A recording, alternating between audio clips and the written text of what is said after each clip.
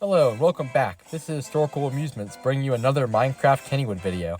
In this video, I'll be giving you a small tour of updates I've done in the park since the last tour I did all the way back in December.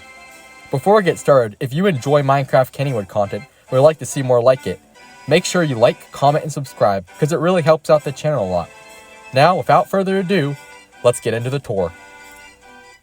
Alright, so the first major update I did to the park was I completely redid the entrance. It's a lot more accurate now, accurate colors, and it looks a whole lot better than it did.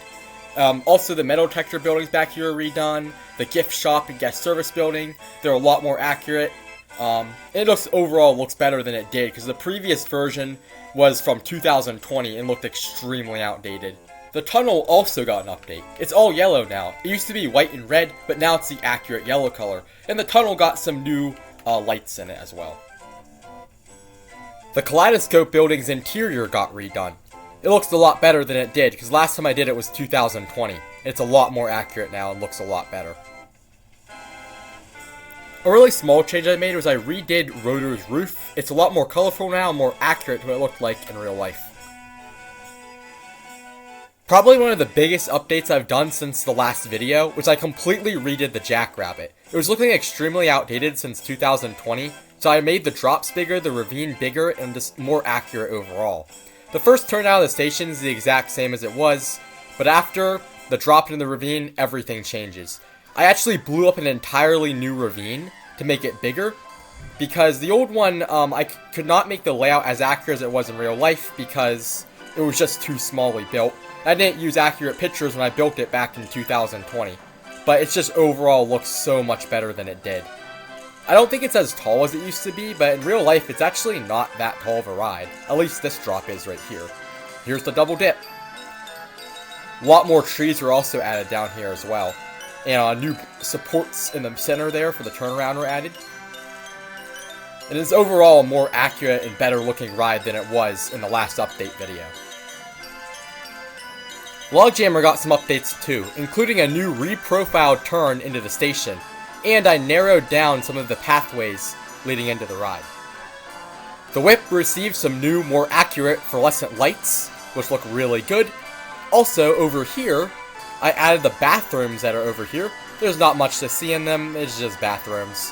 And also, this pathway right here is added, going back to the pavilions behind the Whip building.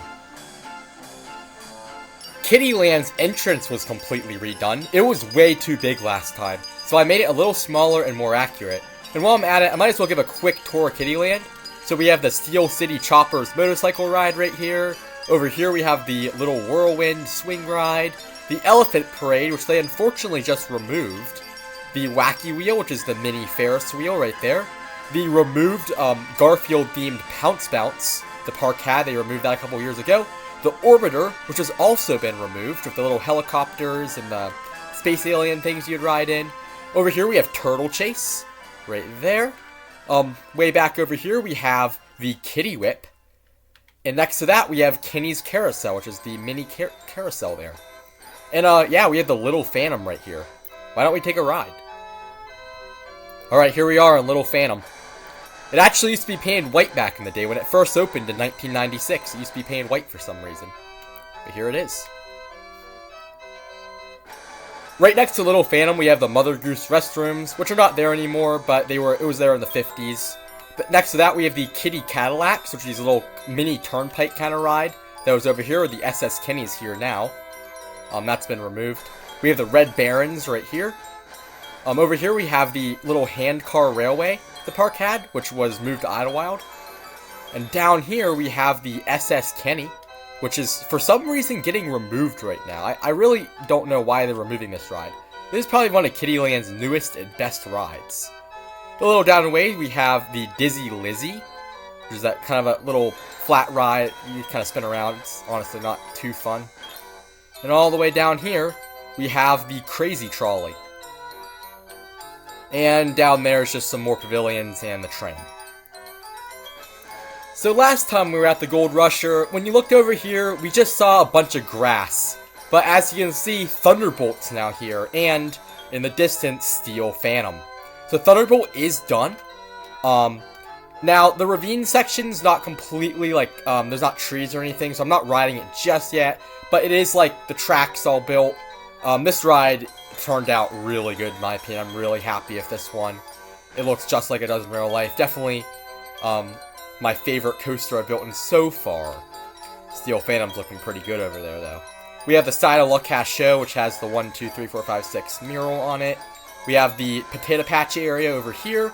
There's the Lucky Refreshment Stand, sporting its 1980s color scheme. Here's the Potato Patch. And down here, we have the Turtle, which has been completed. Yeah, let's take a ride on it. Alright, here we are in the Turtle. This is the only Tumblebug ride left in the world. And you can kind of see the ravine's not done yet. And Lost Kennywood's still a work in progress. There's the Turtle. Glad Kennywood kept this classic attraction still around. Coming back over from the Turtle, we have the old golf course waterfall, which I made mine working unlike it is today. We have the Steel Phantom gift shop down there, and the Lost Kennywood entrance. There's no Lost Kennywood down there just yet, but in months to come, there will be. Behind me is the Wave Swinger. It used to be over here back in the 80s. Now it's over there by Slingshot. Here's the Wave Swinger. Got Noah's Ark over here. Stay tuned, there will be a video about that coming up soon. And over here's the guest service building, which is not furnished on the interior yet. Behind Noah's Ark, we have the Rolloplane ride, which the park had in the early 90s and 80s. It was by Pirate at one point, then moved to Lost Kennywood. I built it over by Pirate. Pretty fun looking ride. Over here we have the Slingshot, which has been finished, sporting its old blue and yellow color scheme, which I like a lot better than the new one personally. And over here we have the newest ride I added, the Phantom Flyers, which were some flying scooter rides Kennywood had and Lost Kennywood for a little bit. And they removed them for Pitfall.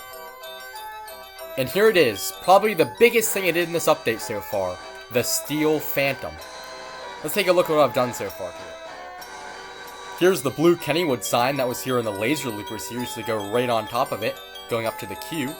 Get a nice view of the second drop there, the hill going up into it. And here we have the back side of the Lost Kennywood entrance with the heart that's now at the front entrance.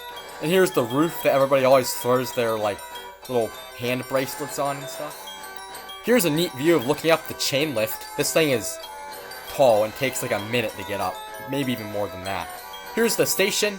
It's not done yet. As you can see, the loops are not even started yet, nor the ravine, but they're gonna be over there soon. And yeah, I'm really excited for this thing to be done. And that will conclude this quick update tour of Minecraft Kennywood. Don't forget to like, comment, and subscribe, and share with others who might enjoy this. Stay tuned for more content like this coming soon, and thanks for watching!